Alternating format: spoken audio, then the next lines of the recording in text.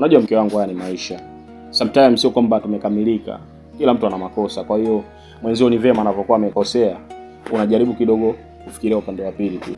Hivi kweli mwanaume umenisamehe mimi? Nimekukosea sana. Hivi kweli umeamua kunisamehe? Ya, nimekusamehe kabisa. Kuwa na amani.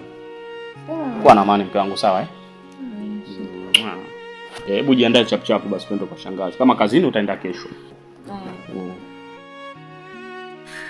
Sasa hapa. Ngoja. Mbona mimi siwezi kumsamehe. Leo lazima nikumalize leo.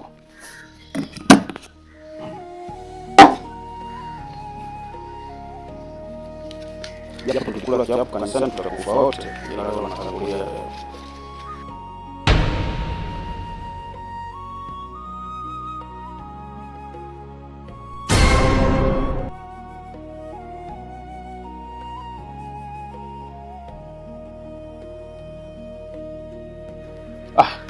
Mbwa lazima poteze maisha leo.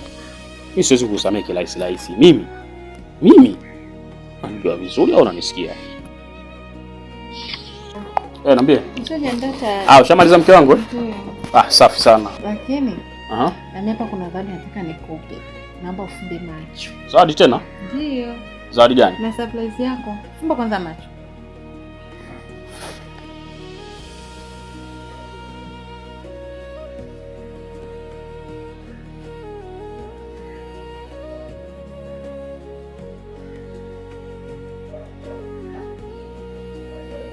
Fumbua tayari. Zawadi gani? Unamtania. Unajua siku ya tutaniani. Unamtania nini sasa? Unamtania. Unajua muda mwingine anazinguaga. Anazingua nini mara moja na wewe? Hebu tunywe maji bana. Tunywe. Chukua saga si kule. Mimi nakona.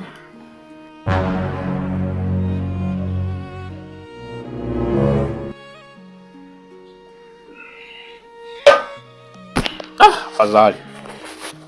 Unanipenda? Vibaya mno. Eti? Mimi tena. Ndio. Nakupenda mpaka nazimia. Sasa. Sasa. Wewe hapo sasa? Sawa. Ulikuwa una ratiba ya kuniua.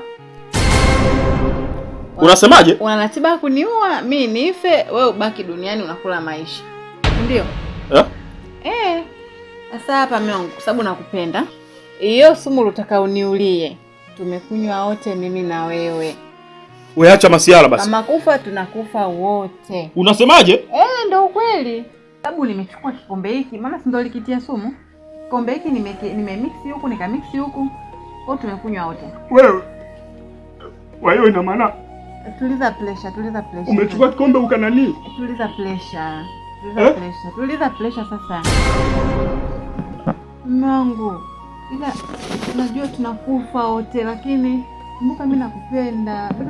Matumbo mama.